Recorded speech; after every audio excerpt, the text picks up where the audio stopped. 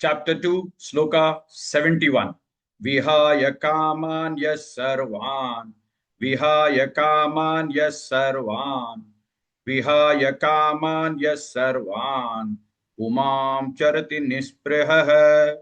Umam charati nisprihah. Umam charati nisprihah. Vihaya kaman yas sarvan. Umam charati nisprihah.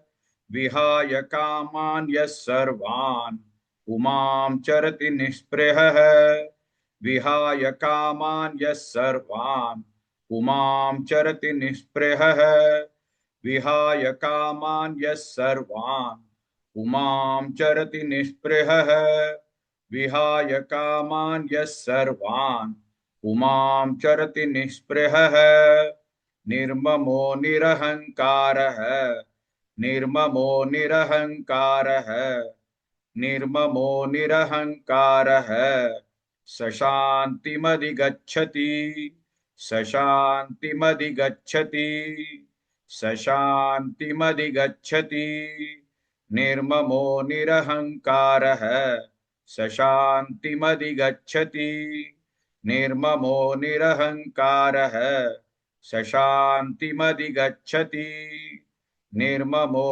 निरहंकारः सशान्तिमधिगच्छति निर्ममो निरहंकारः सशान्तिमधिगच्छति निर्ममो निरहंकारः सशान्तिमधिगच्छति विहाय कामान् यः सर्वान् उमां चरति निःस्पृहः निर्ममो निरहंकारः सशान्तिमधिगच्छति.